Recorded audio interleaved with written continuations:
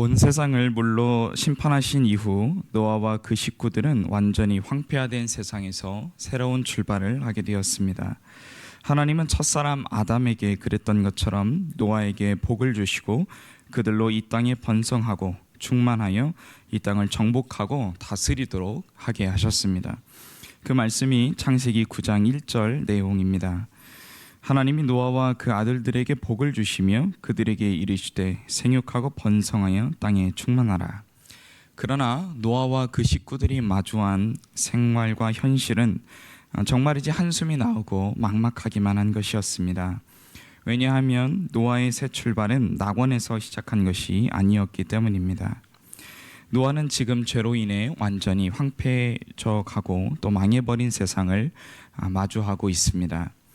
주변에는 땅과 바다가 뒤섞여 널브러진 쓰레기들과 온갖 동식물들의 사체와 또 대홍수의 잔해들이 널려 있습니다.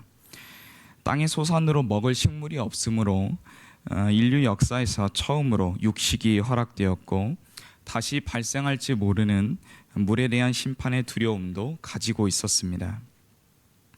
물론 하나님께서 무지개를 증거로 삼으셔서 영원한 언약을 주셨지만 홍수 이후 남겨진 노아의 가족들에게 끔찍하게 보내버린 세상은 정말 힘들고 막막하기만 한 것이었습니다. 과연 그런 노아와 그 가족들은 이 땅을 정복하고 다스리며 하나님 나라를 이루어갈 수 있을까요? 대홍수 이후에 죄는 완전히 극복되고 하나님께 순종하는 경건한 후손들이 다시 새로운 인류 문명을 재건할 수 있을까요? 여기서 우리는 하나님께서 하나님 나라를 이뤄가시는 두 가지 방법을 발견하게 됩니다. 즉 하나님께서는 홍수를 통해 하나님께 범죄한 자들, 즉 뱀의 후손과 경건한 자들, 이 노아의 식구들을 구분하셨습니다. 하나님께 범죄한 자들은 심판을 받아 멸망하고 노아처럼 경건한 후손들은 하나님께서 인류의 보존을 위해서 구원하신 것이죠. 그러므로 하나님 나라는 악인을 심판하시고 동시에 의인을 구원하는 이중성으로 세워져 갑니다. 이제 인류는 하나님께서 세우신 영원한 언약을 기초하여 새롭게 청소된 세상에서 살아가게 되었습니다. 노아와 그 식구들은 이 땅에서 하나님 나라를 세워가야 했던 것이죠. 그러나 안타깝게도 인간이 가진 근원적인 문제는 여전히 해결되지 않았습니다. 홍수 이후 열심히 농사를 짓던 노아가 그만 실수를 범하고 만 것입니다. 그 말씀이 오늘 본문 20절과 21절 말씀입니다. 노아가 농사를 시작하여 포도나무를 심었더니 포도주를 마시고 취하여 그 장막 안에서 벌거벗은지라. 노아는 술에 취하여 벌거벗은 채 잠이 듭니다. 그는 첫사람 아담이 그랬던 것처럼 먹는 것으로 말미암아 벌거벗은 수치를 경험합니다. 노아가 벌거벗은 모습을 그의 아들 함이 발견하게 되는 것이죠. 그리고 함은 그의 형제들을 불러와서 그의 아버지의 수치를 드러냅니다. 함은 아버지에게 불명예를 안겨주고 노아는 벌거벗음 때문에 아버지와 아들의 관계는 갈라지게 됩니다. 여기서 우리는 노아와 같은 경건한 자라도 아담의 범죄 이후 인류에게 주어진 죄의 비참함으로부터 자유할 수 없다는 사실을 깨닫게 됩니다. 예나 지금이나 인간 안에는 죄의 영향이 매우 보편적이고 깊숙이 자리하고 있습니다.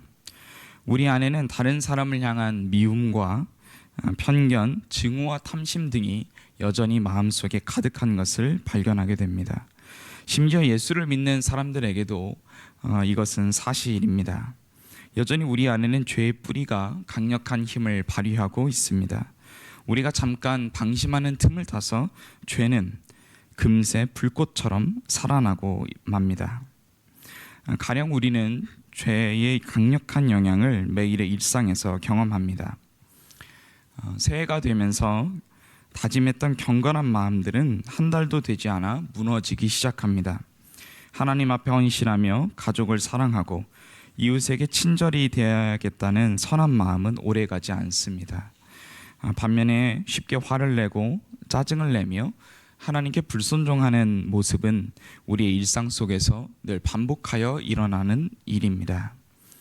모든 것을 청산하고 다시 시작하면 우리는 이 땅에서 유토피아를 이룰 수 있다라는 이런 생각은 오늘 본문 속에서 산산이 부서지게 되는 것이죠. 따라서 오늘 본문은 우리 자신에게 대해 낙관적으로 생각하도록 놔두지 않습니다. 당대의 의인이었던 노아도 실수하고 범죄한다면 우리의 모습은 말할 것이 없지요. 더군다나 죄는 노아 한 사람에게만 영향을 미치고 끝나지 않습니다. 함은 노아의 아들인데 철이 없는 아들이 아니라 장성한 아들입니다. 왜냐하면 그에게는 가나안이라는 아들이 있었기 때문입니다. 그러니까 철없는 아들이 실수로 아버지의 벌거벗은 몸을 드러내어서 노아를 불명예스럽게 만든 것이 아닙니다. 함은 매우 고의적으로 아버지의 하체를 드러내어 노아를 불명예스럽게 한 것이죠. 이것은 내 부모를 공경하라는 하나님의 말씀에 대한 분명한 반역이었습니다. 그러므로 노아의 실수는 함의 범죄로 이어집니다. 인간의 죄책과 비참함은 당대의 문제뿐만 아니라 세대를 거쳐 역사 속에 늘 살아있는 문제입니다. 아담의 실수는 노아에게서도 발견됩니다. 아담이 벌거벗은 수치는 인류의 첫 번째 부부 관계를 파괴하였고, 노아가 벌거벗은 수치는 아버지와 아들의 관계를 파괴하였습니다. 그리고 이 죄의 결과로 더욱 심각한 비참함이 인류 안에 들어오게 됩니다. 노아는 이렇게 저주합니다. 본문 25절 말씀입니다. 이에 가로되 가나안은 저주를 받아 그의 형제의 종들의 종이 되기를 원하노라 하고, 이제 노아는 함의 죄로 말미암아 그의 아들인 가나안을 저주합니다. 노아는 가나안이 셈의 종이 될 것이라고 말합니다. 우리는 여기서 에덴에서 아담을 넘어뜨렸던 뱀의 후손이 홍수 이후에도 사라지지 않고 여전히 남아있다는 사실을 발견합니다. 뱀의 후손과 경건한 후손은 노아에게서 다시 갈라집니다. 온 땅에는 노아의 세 아들로부터 퍼져나간 사람들로 다시 가득해질 것이지만, 그 가운데에는 여전히 하나님께 반역하는 자들과 하나님을 경외하는 자들이 뒤섞여 살아가게 됩니다. 이것이 홍수 이후에 살아가는 우리가 주목해야 하는 지점입니다. 따라서 오늘 본문은 현재를 살아가는 우리에게 두 가지 분명한 사실을 교훈합니다. 첫째로, 노아의 홍수 이후에도 우리 안에 있는 죄성은 여전히 극복되지 않고 심각한 문제로 작용하고 있다는 사실입니다. 이것은 예수 믿고 하나님의 자녀가 된 사람에게도 발견되는 문제입니다. 따라서 우리는 매일 하나님 앞에 엎드려 회개하며 우리의 죄를 회개하고, 우리 죄를 대신 담당하시고 뱀의 머리를 밟으신 예수 그리스도를 의지해야 합니다. 그래서 바울은 로마서 16장 20절에서 이렇게 이야기합니다. 평강의 하나님께서 속히 사탄을 너희 팔 아래에서 상하게 하시리라. 우리 주 예수의 은혜가 너희에게 있을지어다. 아멘. 둘째로, 우리가 여전히 죄가 편만하고 하나님을 대적하는 세상과 그 문화 속에 살아가고 있다는 사실을 기억해야 합니다. 예수 믿는 성도는 이 사실을 잊지 않아야 합니다. 우리는 죄로 가득한 세상에서 구별된 사람으로 살아갑니다. 비록 우리가 이 땅에서 살지만 우리는 하나님을 경외하는 하나님의 자녀로 이 땅에서 살아가야 한다는 사실이죠. 그래서 빌립보서 2장 15절은 이렇게 이야기합니다. 이는 너희가 흠이 없고 순전하여 어그러지고 거스르는 세대 가운데서 하나님의 흠없는 자녀로 세상에서 그들 가운데 빛들로 나타내며. 아멘.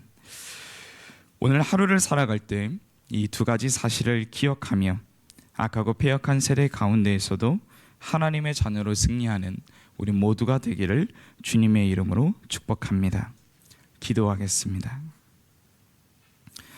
하나님 아버지, 은혜를 감사합니다. 노아의 홍수 이후 노아의 실수와 또 그 아들의 범죄로 말미암아 다시금 인류는 온 땅에 가득하게 되었지만 여전히 우리는 악한 세상에서 살아가게 됨을 기억합니다.